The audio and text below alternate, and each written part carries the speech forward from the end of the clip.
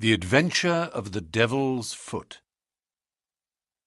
In recording from time to time some of the curious experiences and interesting recollections which I associate with my long and intimate friendship with Mr. Sherlock Holmes, I have continually been faced by difficulties caused by his own aversion to publicity. To his sombre and cynical spirit, all popular applause was always abhorrent, and nothing amused him more at the end of a successful case than to hand over the actual exposure to some orthodox official, and to listen with a mocking smile to the general chorus of misplaced congratulation. It was indeed this attitude upon the part of my friend, and certainly not any lack of interesting material, which has caused me of late years to lay very few of my records before the public. My participation in some of his adventures was always a privilege which entailed discretion and reticence upon me.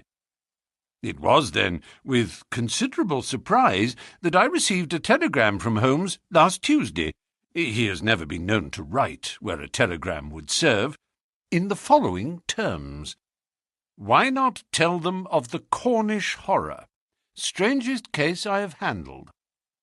I have no idea what backward sweep of memory had brought the matter fresh to his mind, or what freak had caused him to desire that I should recount it, but I hasten, before another cancelling telegram may arrive, to hunt out the notes which give me the exact details of the case, and to lay the narrative before my readers. It was, then, in the spring of the year 1897 that Holmes's iron constitution showed some symptoms of giving way in the face of constant hard work of a most exacting kind, aggravated, perhaps, by occasional indiscretions of his own. In March of that year, Dr. Moore Agar of Harley Street, whose dramatic introduction to Holmes I may some day recount, gave positive injunctions that the famous private agent lay aside all his cases and surrender himself to complete rest if he wished to avert an absolute breakdown.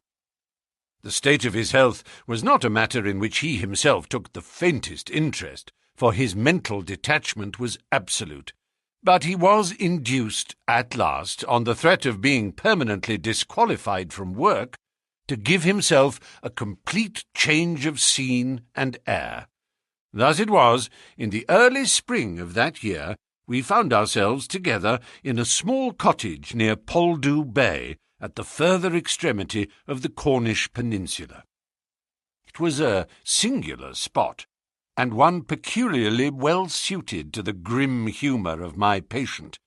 From the windows of our little whitewashed house, which stood high upon a grassy headland, we looked down upon the whole sinister semicircle of Mounts Bay, that old death-trap of sailing vessels, with its fringe of black cliffs and surge-swept reefs, on which innumerable seamen have met their end. With a northerly breeze, it lies placid and sheltered, inviting the storm-tossed craft to tack into it for rest and protection. Then come the sudden swirl round of the wind, the blistering gale from the southwest, the dragging anchor, the lee shore, and the last battle in the creaming breakers. The wise mariner stands far out from that evil place. On the land side our surroundings were as sombre as on the sea.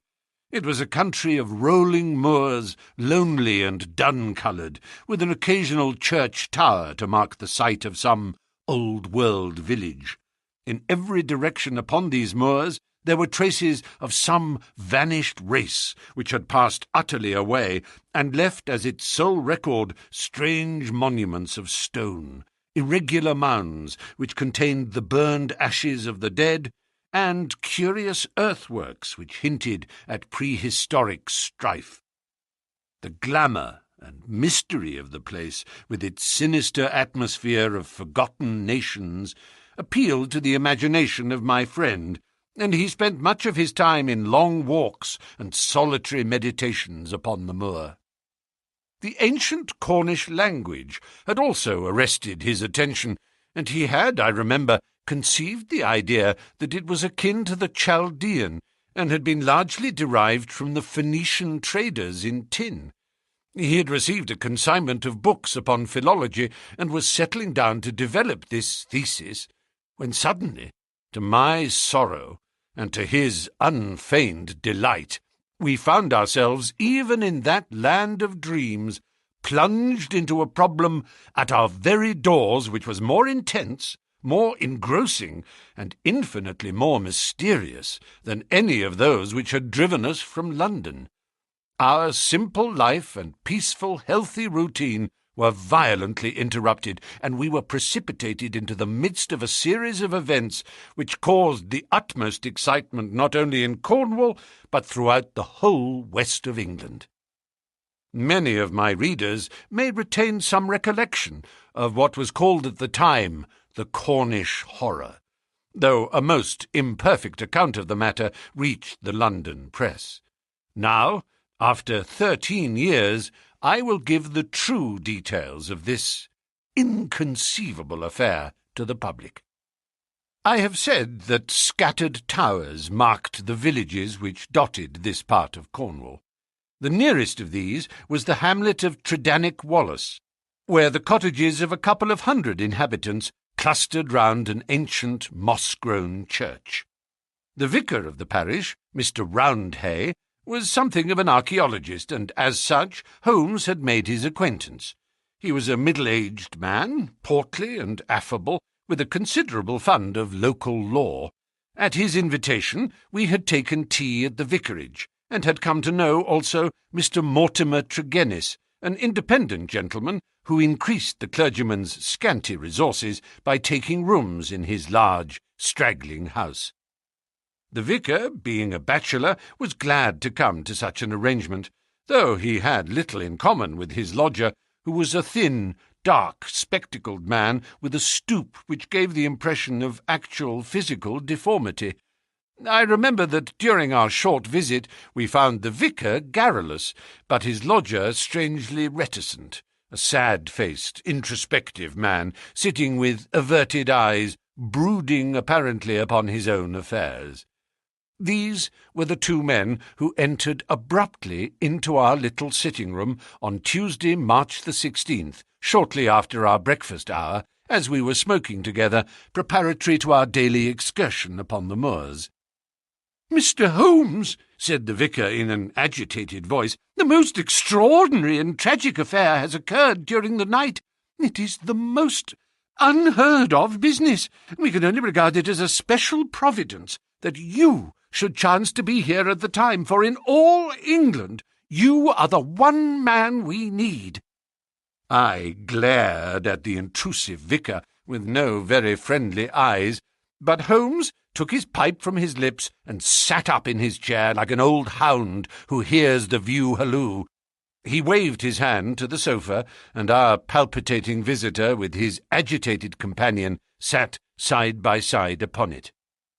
Mr. Mortimer Tregennis was more self-contained than the clergyman, but the twitching of his thin hands and the brightness of his dark eyes showed that they shared a common emotion.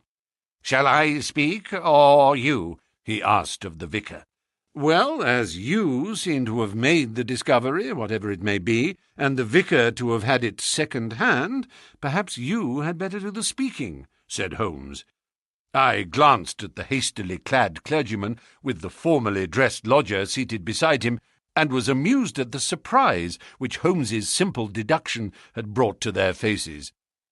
"Perhaps I had better say a few words first," said the vicar, "and then you can judge if you will listen to the details from Mr. Tregennis, or whether we should not hasten at once to the scene of this mysterious affair. I may explain, then, that our friend here spent last evening in the company of his two brothers, Owen and George, and of his sister, Brenda, at their house of Tredannick Wallace, which is near the old stone cross upon the moor. He left them shortly after 10 o'clock, playing cards round the dining-room table in excellent health and spirits.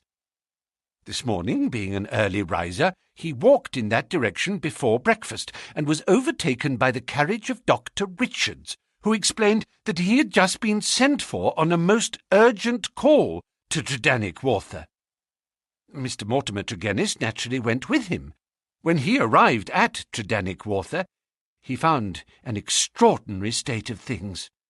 His 2 brothers and his sister were seated round the table exactly as he had left them, the cards still spread in front of them, and the candles burned down to their sockets.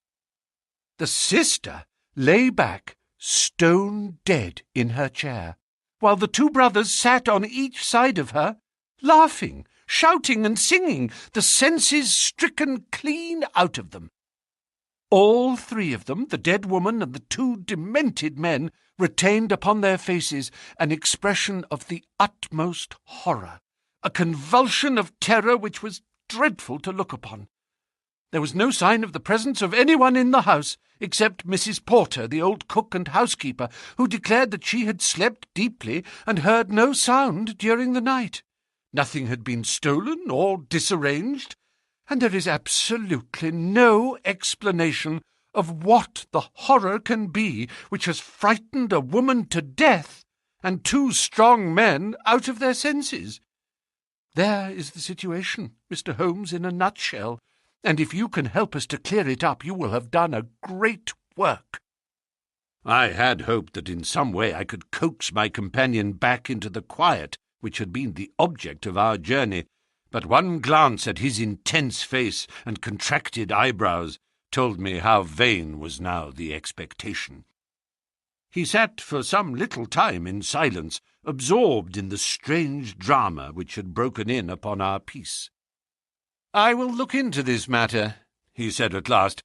"On the face of it, it would appear to be a case of a very exceptional nature. Have you been there yourself, Mr. Roundhay?" "No, Mr. Holmes. Mr. Tregennis brought back the account to the vicarage, and I at once hurried over with him to consult you." "How far is it to the house where this singular tragedy occurred?" "About a mile inland." "Then we shall walk over together. But before we start, I must ask you a few questions, Mr. Mortimer Tregennis." The other had been silent all this time, but I had observed that his more controlled excitement was even greater than the obtrusive emotion of the clergyman. He sat with a pale, drawn face, his anxious gaze fixed upon Holmes, and his thin hands clasped convulsively together. His pale lips quivered as he listened to the dreadful experience which had befallen his family, and his dark eyes seemed to reflect something of the horror of the scene. "Ask what you like, Mr. Holmes," said he eagerly. "It is a bad thing to speak of, but I will answer you the truth." "Tell me about last night." "Well, Mr. Holmes, I supped there, as the vicar has said, and my elder brother George proposed a game of whist afterwards. We sat down about 9 o'clock. It was 10:15 when I moved to go. I left them all round the table, as merry as could be." "Who let you out?" "Mrs. Porter had gone to bed, so I let myself out. I shut the hall door behind me. The window of the room in which they sat was closed, but the blind was not drawn down. There was no change in door or window this morning, or any reason to think that any stranger had been to the house. Yet there they sat, driven clean mad with terror, and Brenda lying dead of fright, with her head hanging over the arm of the chair. I'll never get the sight of that room out of my mind so long as I live." "The facts, as you state them, are certainly most remarkable," said Holmes. "I take it that you have no theory yourself which can in any way account for them?" "It's devilish, Mr. Holmes, devilish!" cried Mortimer Tregennis. "It is not of this world. Something has come into that room which has dashed the light of reason from their minds. What human contrivance could do that?" "I fear," said Holmes, "that if the matter is beyond humanity, it is certainly beyond me. Yet we must exhaust all natural explanations before we fall back upon such a theory as this. As to yourself, Mr. Tregennis, I take it you were divided in some way from your family, since they lived together and you had rooms apart?" "That is so, Mr. Holmes, though the matter is past and done with. We were a family of tin miners at Redruth, but we sold our venture to a company and so retired with enough to keep us. I won't deny that there was some feeling about the division of the money, and it stood between us for a time, but it was all forgiven and forgotten, and we were the best of friends together. Looking back at the evening which you spent together, does anything stand out in your memory as throwing any possible light upon the tragedy? Think carefully, Mr. Tregennis, for any clue which can help me. There is nothing at all, sir. Your people were in their usual spirits? Never better. Were they nervous people? Did they ever show any apprehension of coming danger? Nothing of the kind. You have nothing to add, then, which could assist me. Mortimer Tregennis considered earnestly for a moment. "There is one thing occurs to me," said he at last. "As we sat at the table, my back was to the window, and my brother George, he being my partner at cards, was facing it. I saw him once look hard over my shoulder, so I turned round and looked also. The blind was up and the window shut, but I could just make out the bushes on the lawn, and it seemed to me, for a moment, that I saw something moving among them. I couldn't say if it was man or animal, but I just thought there was something there. When I asked him what he was looking at, he told me that he had the same feeling. That is all that I can say." "Did you not investigate?" "No, the matter passed as unimportant." "You left, then, without any premonition of evil?" "None at all." "I am not clear how you came to hear the news so early this morning?" "I am an early riser, and generally take a walk before breakfast. This morning I had hardly started when the doctor in his carriage overtook me. He told me that old Mrs. Porter had sent a boy down with an urgent message. I sprang in beside him, and we drove on. When we got there, we looked into that dreadful room.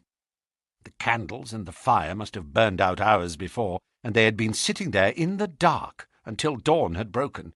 The doctor said Brenda must have been dead at least 6 hours. There were no signs of violence. She just lay across the arm of the chair with that look on her face. George and Owen were singing snatches of songs and gibbering like two great apes. Oh, it was awful to see. I couldn't stand it, and the doctor was as white as a sheet. Indeed, he fell into a chair in a sort of faint, and we nearly had him on our hands as well." "Remarkable, most remarkable," said Holmes, rising and taking his hat. "I think perhaps we'd better go down to Tredannick Walther without further delay. I confess that I have seldom known a case which at first sight presented a more singular problem." Our proceedings of that first morning did little to advance the investigation.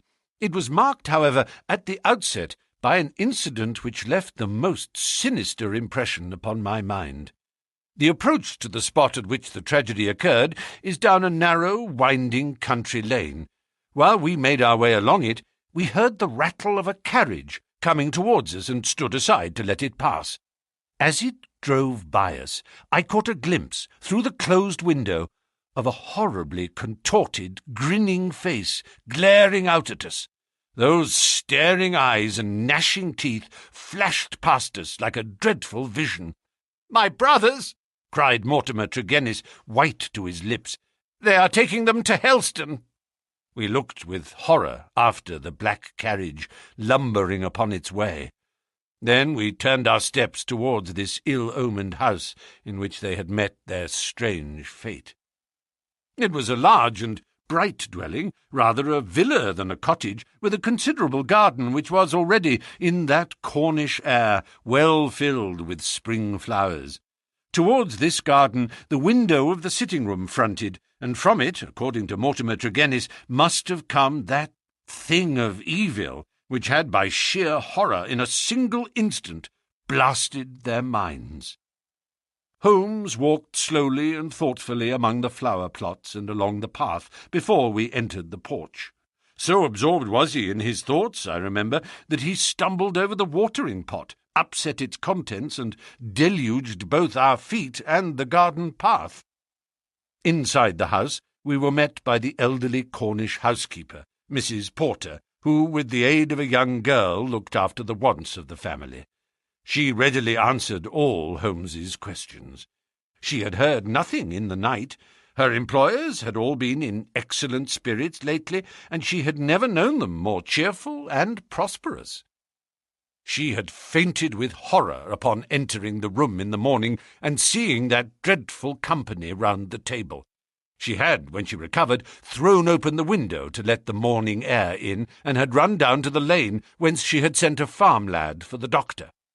The lady was on her bed upstairs, if we cared to see her. It took 4 strong men to get the brothers into the asylum carriage. She would not herself stay in the house another day, and was starting that very afternoon to rejoin her family at St. Ives. We ascended the stairs and viewed the body. Miss Brenda Tregennis had been a very beautiful girl, though now verging upon middle age. Her dark, clear-cut face was handsome even in death, but there still lingered upon it something of that convulsion of horror which had been her last human emotion. From her bedroom we descended to the sitting-room, where this strange tragedy had actually occurred. The charred ashes of the overnight fire lay in the grate. On the table were the 4 guttered and burned-out candles, with the cards scattered over its surface. The chairs had been moved back against the walls, but all else was as it had been the night before. Holmes paced with light, swift steps about the room. He sat in the various chairs, drawing them up and reconstructing their positions. He tested how much of the garden was visible. He examined the floor, the ceiling, and the fireplace, but never once did I see that sudden brightening of his eyes and tightening of his lips, which would have told me that he saw some gleam of light in this utter darkness. "Why a fire?" he asked once. "Had they always a fire in this small room on a spring evening?" Mortimer Tregennis explained that the night was cold and damp. For that reason, after his arrival, the fire was lit. "What are you going to do now, Mr. Holmes?" he asked. My friend smiled and laid his hand upon my arm. "I think, Watson, that I shall resume that course of tobacco poisoning which you have so often and so justly condemned," said he. "With your permission, gentlemen, we will now return to our cottage, for I am not aware that any new factor is likely to come to our notice here. I will turn the facts over in my mind, Mr. Tregennis, and should anything occur to me, I will certainly communicate with you and the vicar. In the meantime, I wish you both good morning." It was not until long after we were back in Poldhu Cottage that Holmes broke his complete and absorbed silence. He sat coiled in his armchair, his haggard and ascetic face hardly visible amid the blue swirl of his tobacco smoke, his black brows drawn down, his forehead contracted, his eyes vacant and far away. Finally he laid down his pipe and sprang to his feet. "It won't do, Watson," said he with a laugh. "Let us walk along the cliffs together and search for flint arrows. We are more likely to find them than clues to this problem. To let the brain work without sufficient material is like racing an engine. It racks itself to pieces. The sea air, sunshine, and patience, Watson. All else will come. Now, let us calmly define our position, Watson," he continued as we skirted the cliffs together. "Let us get a firm grip of the very little which we do know, so that when fresh facts arise we may be ready to fit them into their places. I take it, in the first place, that neither of us is prepared to admit diabolical intrusions into the affairs of men. Let us begin by ruling that entirely out of our minds. Very good. There remain 3 persons who have been grievously stricken by some conscious or unconscious human agency. That is firm ground. Now, when did this occur? Evidently, assuming his narrative to be true, it was immediately after Mr. Mortimer Tregennis had left the room. That is a very important point. The presumption is that it was within a few minutes afterwards. The cards still lay upon the table. It was already past their usual hour for bed, yet they had not changed their position or pushed back their chairs. I repeat, then, that the occurrence was immediately after his departure, and not later than 11 o'clock last night. Our next obvious step is to check so far as we can, the movements of Mortimer Tregennis after he left the room. In this there is no difficulty, and they seem to be above suspicion. Knowing my methods as you do, you were, of course, conscious of the somewhat clumsy water-pot expedient by which I obtained a clearer impress of his foot than might otherwise have been possible. The wet, sandy path took it admirably. Last night was also wet, you will remember, and it was not difficult, having obtained a sample print, to pick out his track among others, and to follow his movements. He appears to have walked away swiftly in the direction of the vicarage. If, then, Mortimer Tregennis disappeared from the scene, and yet some outside person affected the card-players, how can we reconstruct that person? And how was such an impression of horror conveyed? Mrs. Porter may be eliminated. She is evidently harmless. Is there any evidence that someone crept up to the garden window and in some manner produced so terrific an effect that he drove those who saw it out of their senses? The only suggestion in this direction comes from Mortimer Tregennis himself, who says that his brother spoke about some movement in the garden. That is certainly remarkable, as the night was rainy, cloudy, and dark. Anyone who had the design to alarm these people would be compelled to place his very face against the glass before he could be seen. There is a 3-foot flower border outside this window, but no indication of a footmark. It is difficult to imagine, then, how an outsider could have made so terrible an impression upon the company. Nor have we found any possible motive for so strange and elaborate an attempt. You perceive our difficulties, Watson. They are only too clear, I answered with conviction. And yet, with a little more material, we may prove that they are not insurmountable, said Holmes.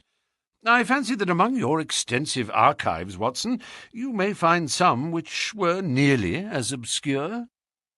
Meanwhile, we shall put the case aside until more accurate data are available, and devote the rest of our morning to the pursuit of Neolithic man. I may have commented upon my friend's power of mental detachment, but never have I wondered at it more than upon that spring morning in Cornwall, when for 2 hours he discoursed upon celts, arrowheads, and shards, as lightly as if no sinister mystery were waiting for his solution. It was not until we had returned in the afternoon to our cottage that we found a visitor awaiting us, who soon brought our minds back to the matter in hand. Neither of us needed to be told who that visitor was. The huge body, the craggy and deeply seamed face with the fierce eyes and hawk-like nose, the grizzled hair which nearly brushed our cottage ceiling, the beard, golden at the fringes and white near the lips, save for the nicotine stain from his perpetual cigar, all these were as well known in London as in Africa, and could only be associated with the tremendous personality of Dr. Leon Sterndale, the great lion hunter and explorer. We had heard of his presence in the district, and had once or twice caught sight of his tall figure upon the moorland paths. He made no advances to us, however, nor would we have dreamed of doing so to him, as it was well known that it was his love of seclusion which caused him to spend the greater part of the intervals between his journeys in a small bungalow buried in the lonely wood of Beecham Ariance. Here, amid his books and his maps, he lived an absolutely lonely life, attending to his own simple wants and paying little apparent heed to the affairs of his neighbours.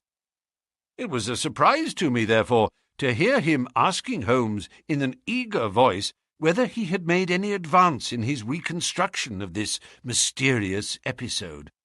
"The county police are utterly at fault," said he, "but perhaps your wider experience has suggested some conceivable explanation. My only claim to being taken into your confidence is that during my many residences here I have come to know this family of Tregennis very well. Indeed, upon my Cornish mother's side, I could call them cousins, and their strange fate has naturally been a great shock to me. I may tell you that I've got as far as Plymouth upon my way to Africa, but the news reached me this morning, and I came straight back again to help in the inquiry." Holmes raised his eyebrows. "Did you lose your boat through it? I will take the next. Dear me, that is friendship indeed. I tell you they were relatives. Quite so, cousins of your mother. Was your baggage aboard the ship?" "Some of it, but the main part at the hotel." "I see. But surely this event could not have found its way into the Plymouth morning papers?" "No, sir. I had a telegram." "Might I ask from whom?" A shadow passed over the gaunt face of the explorer. "You are very inquisitive, Mr. Holmes." "It is my business." With an effort, Dr. Sterndale recovered his ruffled composure. "I have no objection to telling you," he said. "It was Mr. Roundhay, the vicar, who sent me the telegram which recalled me." "Thank you," said Holmes. "I may say in answer to your original question that I have not cleared my mind entirely on the subject of this case, but that I have every hope of reaching some conclusion. It would be premature to say more." "Perhaps you would not mind telling me if your suspicions point in any particular direction?" "No, I could hardly answer that." "Then I have wasted my time and need not prolong my visit." The famous doctor strode out of our cottage in considerable ill-humour, and within 5 minutes Holmes had followed him. I saw him no more until the evening, when he returned with a slow step and haggard face, which assured me that he had made no great progress with his investigation. He glanced at a telegram which awaited him and threw it into the grate. "From the Plymouth Hotel, Watson," he said. "I learned the name of it from the vicar, and I wired to make certain that Dr. Leon Sterndale's account was true. It appears that he did indeed spend last night there, and that he has actually allowed some of his baggage to go on to Africa, while he returned to be present at this investigation. What do you make of that, Watson?" "He is deeply interested." "Deeply interested, yes. There is a thread here which we had not yet grasped, and which might lead us through the tangle. Cheer up, Watson, for I am very sure that our material has not yet all come to hand. When it does, we may soon leave our difficulties behind us."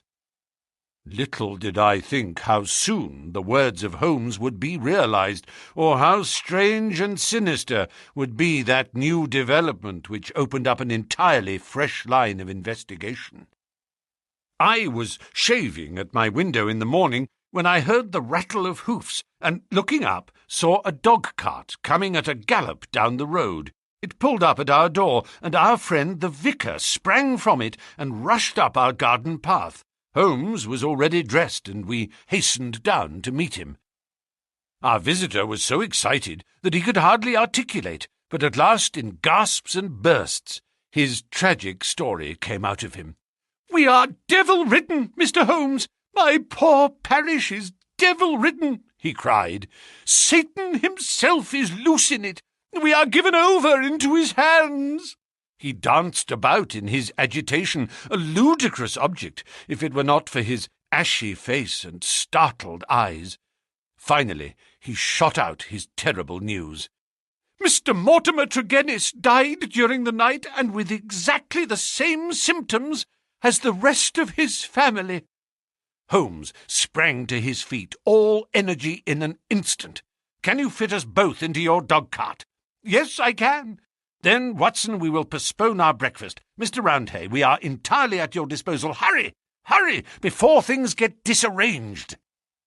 The lodger occupied 2 rooms at the vicarage, which were in an angle by themselves, the one above the other. Below was a large sitting-room, above his bedroom. They looked out upon a croquet lawn which came up to the windows. We had arrived before the doctor or the police, so that everything was absolutely undisturbed. Let me describe exactly the scene as we saw it upon that misty March morning. It has left an impression which can never be effaced from my mind. The atmosphere of the room was of a horrible and depressing stuffiness. The servant who had first entered had thrown up the window, or it would have been even more intolerable. This might partly be due to the fact that a lamp stood flaring and smoking on the centre table. Beside it sat the dead man, leaning back in his chair, his thin beard projecting, his spectacles pushed up onto his forehead, and his lean, dark face turned towards the window and twisted into that same distortion of terror which had marked the features of his dead sister. His limbs were convulsed, and his fingers contorted, as though he had died in a very paroxysm of fear. He was fully clothed, though there were signs that his dressing had been done in a hurry. We had already learned that his bed had been slept in, and that the tragic end had come to him in the early morning. One realized the red-hot energy which underlay Holmes's phlegmatic exterior when one saw the sudden change which came over him from the moment that he entered the fatal apartment. In an instant he was tense and alert, his eyes shining, his face set, his limbs quivering with eager activity. He was out on the lawn, in through the window, round the room, and up into the bedroom, for all the world like a dashing foxhound drawing a cover. In the bedroom he made a rapid cast around, and ended by throwing open the window, which appeared to give him some fresh cause for excitement, for he leaned out of it with loud ejaculations of interest and delight. Then he rushed down the stair, out through the open window, threw himself upon his face on the lawn, sprang up and into the room once more, all with the energy of the hunter who is at the very heels of his quarry. The lamp, which was an ordinary standard, he examined with minute care, making certain measurements upon its bowl. He carefully scrutinized with his lens the talc shield which covered the top of the chimney, and scraped off some ashes which adhered to its upper surface, putting some of them into an envelope, which he placed in his pocket-book. Finally, just as the doctor and the official police put in an appearance, he beckoned to the vicar, and we all three went out upon the lawn. "I am glad to say that my investigation has not been entirely barren," he remarked. "I cannot remain to discuss the matter with the police, but I should be exceedingly obliged, Mr. Roundhay, if you would give the inspector my compliments and direct his attention to the bedroom window and to the sitting-room lamp. Each is suggestive, and together they are almost conclusive. If the police would desire further information, I shall be happy to see any of them at the cottage. And now, Watson, I think that perhaps we shall be better employed elsewhere." It may be that the police resented the intrusion of an amateur, or that they imagined themselves to be upon some hopeful line of investigation, but it is certain that we heard nothing from them for the next 2 days. During this time, Holmes spent most of his time smoking and dreaming in the cottage, but a greater portion in country walks, which he undertook alone, returning after many hours without remark as to where he had been. One experiment served to show me the line of his investigation. He had bought a lamp which was the duplicate of the one which had burned in the room of Mortimer Tregennis on the morning of the tragedy. This he filled with the same oil as that used at the vicarage, and he carefully timed the period which it would take to be exhausted. Another experiment which he made was of a more unpleasant nature, and one which I am not likely ever to forget. "You will remember, Watson," he remarked one afternoon, "that there is a single common point of resemblance in the varying reports which have reached us. This concerns the effect of the atmosphere of the room in each case upon those who had first entered it. You will recollect that Mortimer Tregennis, in describing the episode of his last visit to his brother's house, remarked that the doctor, on entering the room, fell into a chair? You had forgotten? Well, I can answer for it that it was so. Now, you will remember also that Mrs. Porter, the housekeeper, told us that she herself fainted upon entering the room, and had afterwards opened the window. In the second case, that of Mortimer Tregennis himself, you cannot have forgotten the horrible stuffiness of the room when we arrived, though the servant had thrown open the window. That servant, I found upon inquiry, was so ill that she had gone to her bed. You will admit, Watson, that these facts are very suggestive. In each case there is evidence of a poisonous atmosphere. In each case also there is combustion going on in the room. In the one case a fire, in the other a lamp. The fire was needed, but the lamp was lit, as a comparison of the oil consumed will show, long after it was broad daylight. Why? Surely because there is some connection between three things: the burning, the stuffy atmosphere, and finally the madness or death of those unfortunate people. That is clear, is it not? It would appear so. At least we may accept it as a working hypothesis. We will suppose, then, that something was burned in each case which produced an atmosphere causing strange toxic effects. Very good. In the first instance, that of the Tregennis family, this substance was placed in the fire. Now the window was shut, but the fire would naturally carry fumes to some extent up the chimney. Hence one would expect the effects of the poison to be less than in the second case, where there was less escape for the vapour. The result seems to indicate that it was so, since in the first case only the woman, who had presumably the more sensitive organism, was killed, the others exhibiting that temporary or permanent lunacy which is evidently the first effect of the drug. In the second case the result was complete. The facts, therefore, seem to bear out the theory of a poison which worked by combustion. With this train of reasoning in my head, I naturally looked about in Mortimer Tregennis's room to find some remains of this substance. The obvious place to look was the talc shelf or smoke guard of the lamp. There, sure enough, I perceived a number of flaky ashes, and round the edges a fringe of brownish powder which had not yet been consumed. Half of this I took, as you saw, and I placed it in an envelope. Why half, Holmes? It is not for me, my dear Watson, to stand in the way of the official police force. I leave them all the evidence which I found. The poison still remained upon the talc, had they the wit to find it. Now, Watson, we will light our lamp.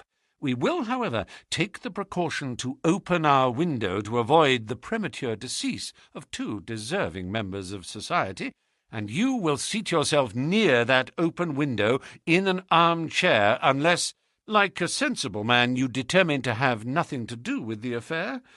Oh, you will see it out, will you? I thought I knew my Watson. This chair I will place opposite yours, so that we may be the same distance from the poison and face to face. The door we will leave ajar. Each is now in a position to watch the other and to bring the experiment to an end, should the symptoms seem alarming. Is that all clear?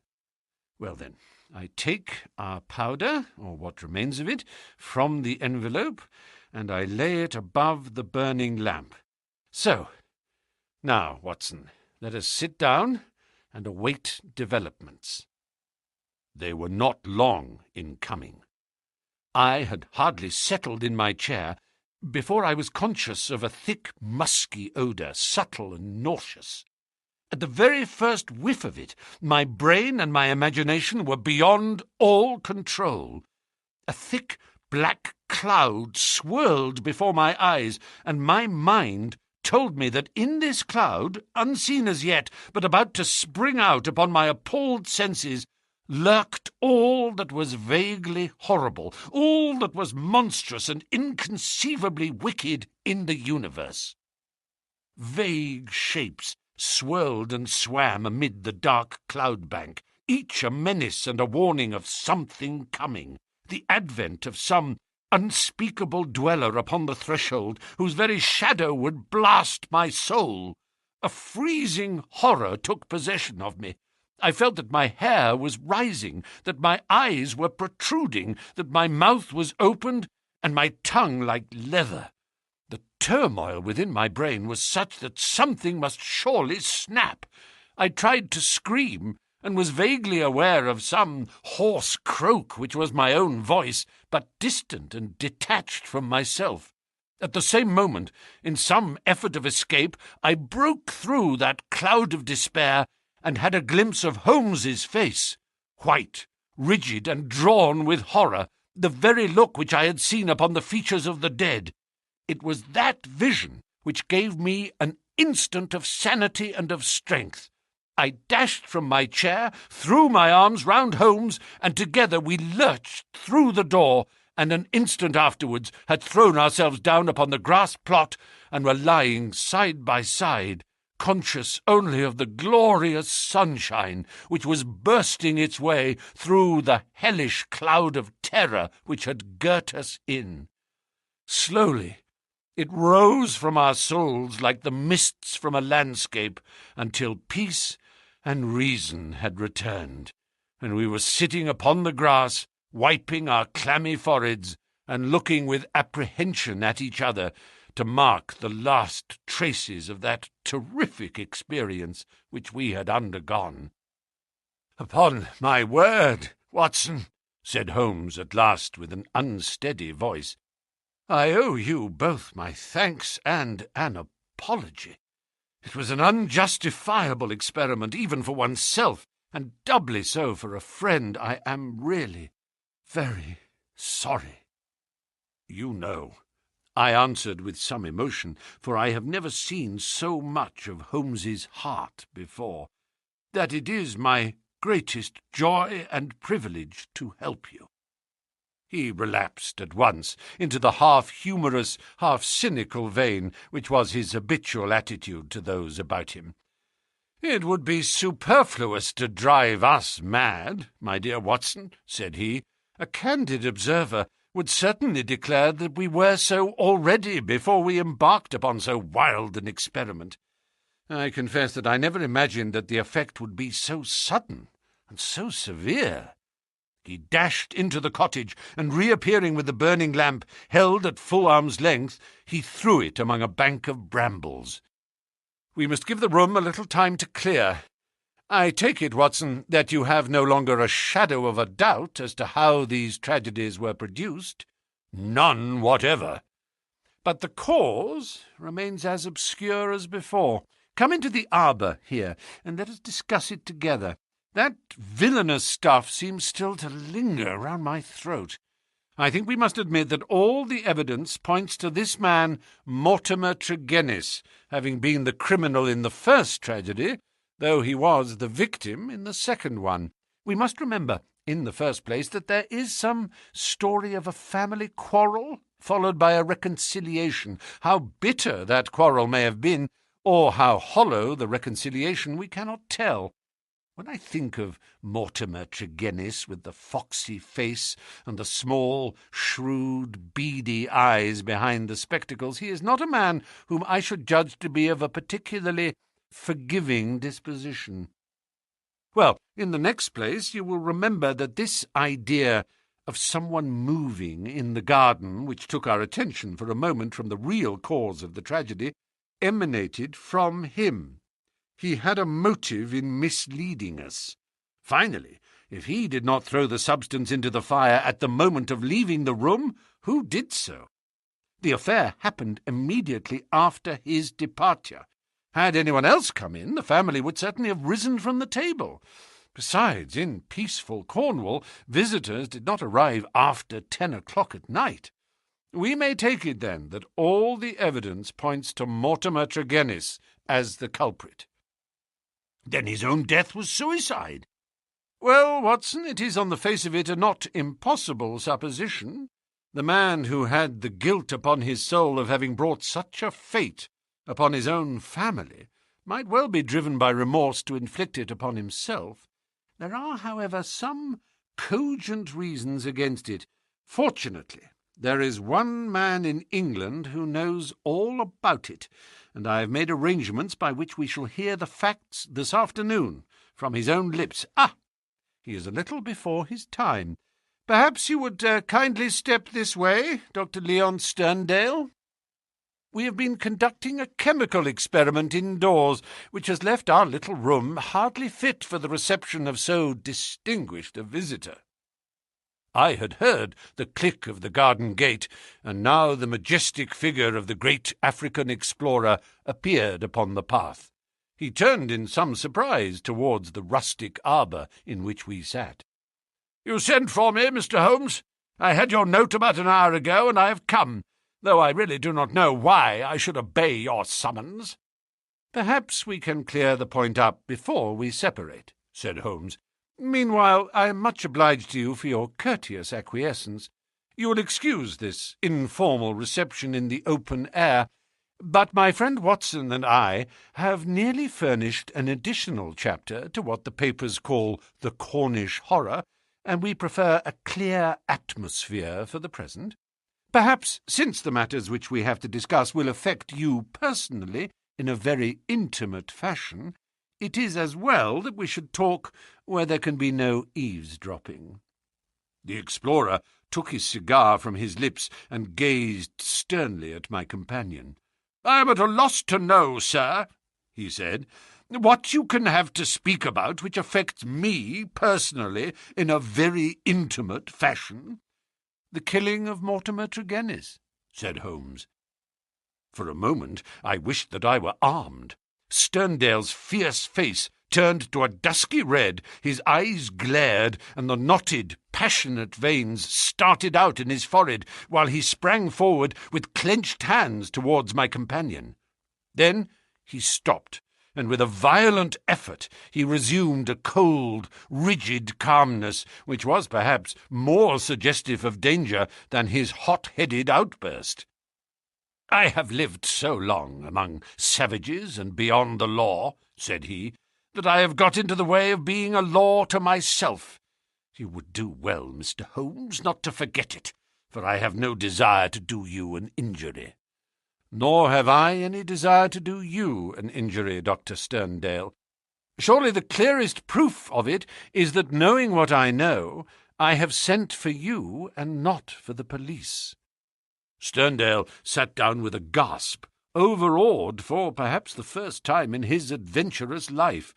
There was a calm assurance of power in Holmes's manner which could not be withstood. Our visitor stammered for a moment, his great hands opening and shutting in his agitation. What do you mean?" he asked at last. "If this is bluff upon your part, Mr. Holmes, you have chosen a bad man for your experiment. Let us have no more beating about the bush. What do you mean?" "I will tell you," said Holmes, "and the reason why I tell you is that I hope frankness may beget frankness.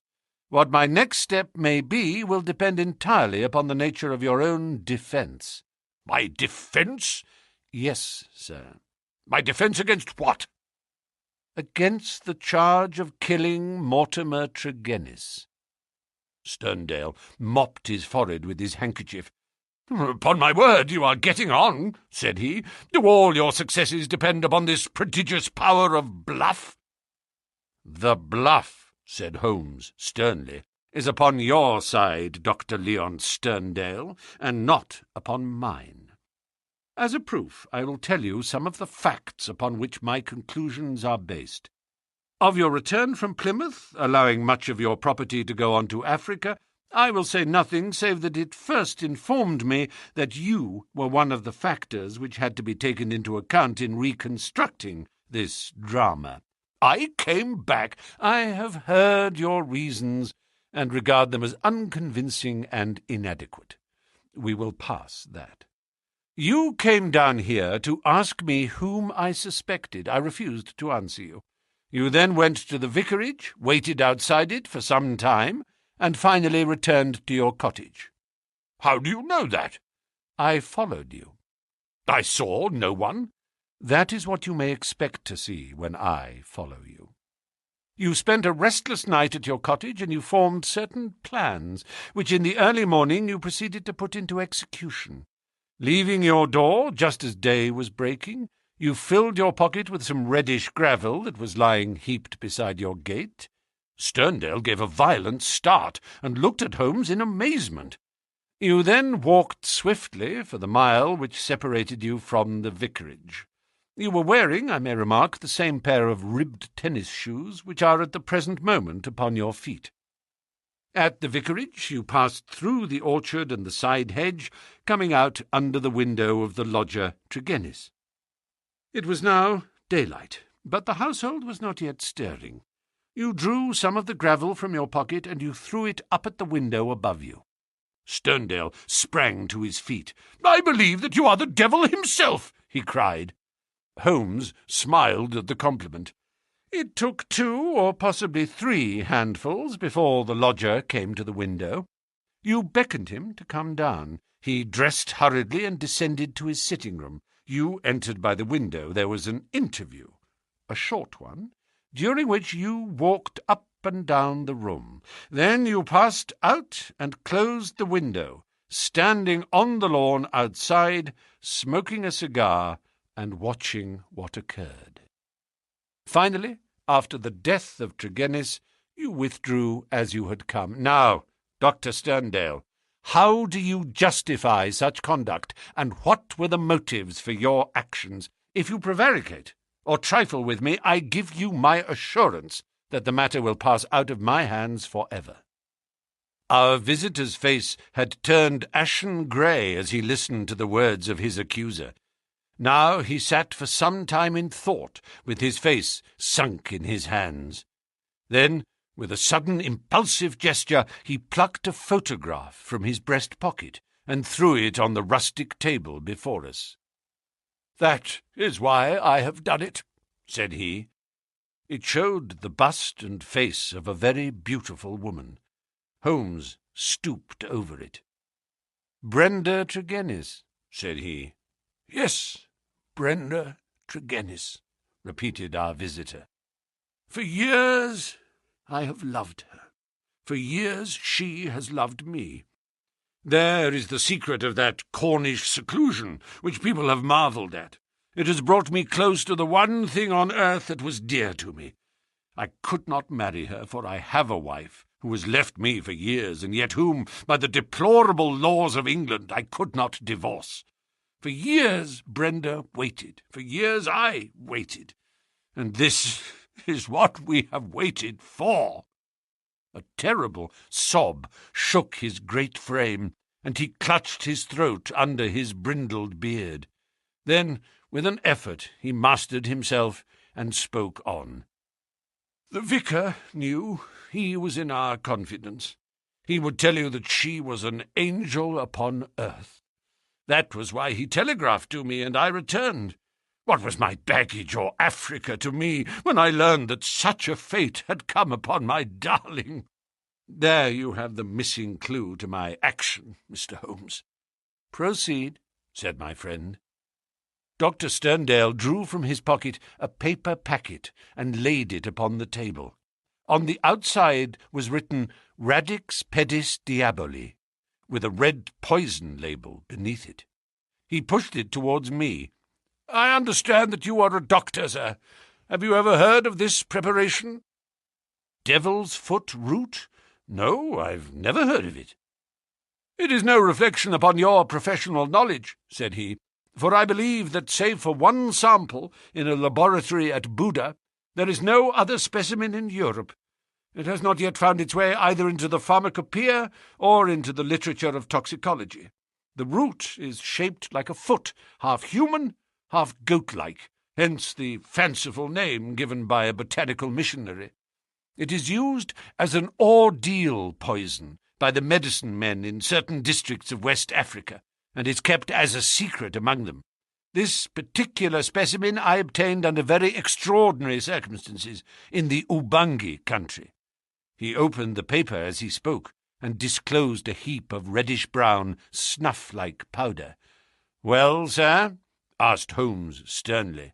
"I am about to tell you, Mr. Holmes, all that actually occurred, for you already know so much that it is clearly to my interest that you should know all.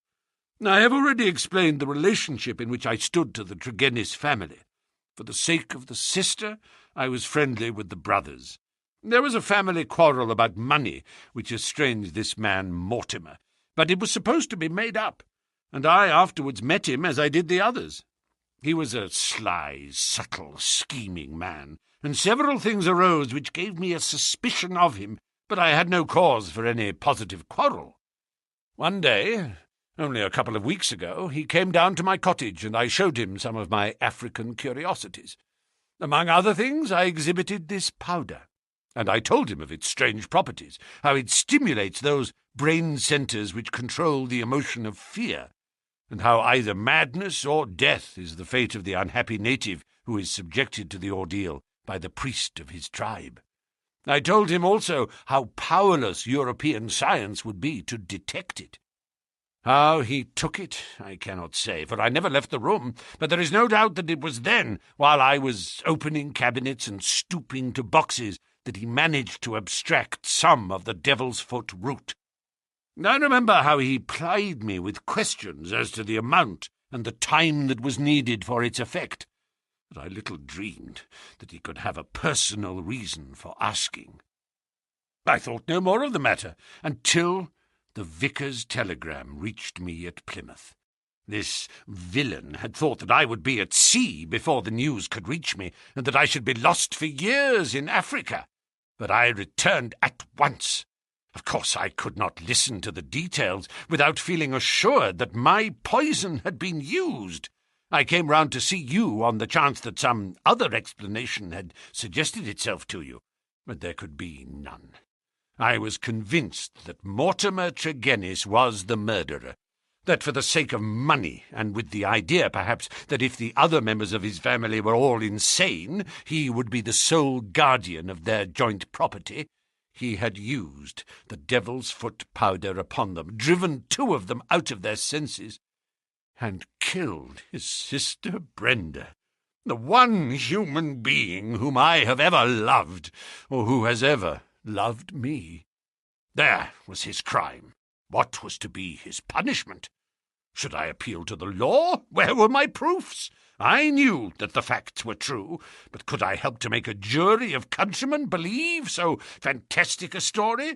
I might, or I might not, but I could not afford to fail. My soul cried out for revenge.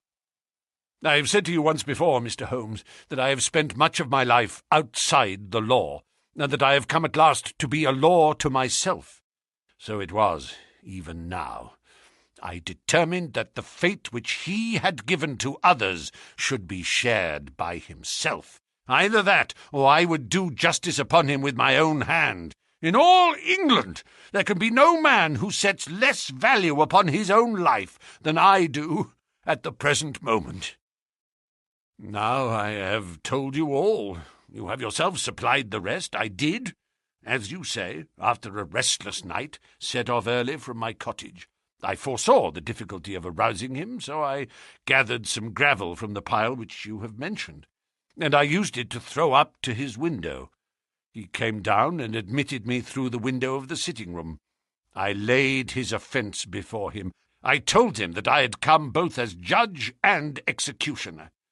The wretch sank into a chair, paralyzed at the sight of my revolver. I lit the lamp, put the powder above it, and stood outside the window, ready to carry out my threat to shoot him should he try to leave the room. In 5 minutes he died. By God, how he died! But my heart was flint, for he endured nothing which my innocent darling had not felt before him. There is my story, Mr. Holmes. Perhaps, if you loved a woman, you would have done as much yourself. At any rate, I am in your hands. You can take what steps you like. As I have already said, there is no man living who can fear death less than I do. Holmes sat for some little time in silence. "What were your plans?" he asked at last. "I had intended to bury myself in Central Africa. My work there is but half finished." "Go and do the other half," said Holmes. "I, at least, am not prepared to prevent you." Dr. Sterndale raised his giant figure, bowed gravely, and walked from the arbour. Holmes lit his pipe and handed me his pouch. "Some fumes which are not poisonous would be a welcome change," said he. "I think you must agree, Watson, that it is not a case in which we are called upon to interfere. Our investigation has been independent, and our action shall be also. You would not denounce the man?" "Certainly not," I answered. "I have never loved, Watson, But if I did, and if the woman I loved had met such an end, I might act even as our lawless lion-hunter has done. Who knows? Well, Watson, I will not offend your intelligence by explaining what is obvious. The gravel upon the window-sill was, of course, the starting point of my research. It was unlike anything in the vicarage garden. Only when my attention had been drawn to Dr. Sterndale and his cottage did I find its counterpart. The lamp shining in broad daylight and the remains of powder upon the shield were successive links in a fairly obvious chain. And now, my dear Watson, I think we may dismiss the matter from our mind and go back with a clear conscience to the study of those Chaldean roots which are surely to be traced in the Cornish branch of the great Celtic speech.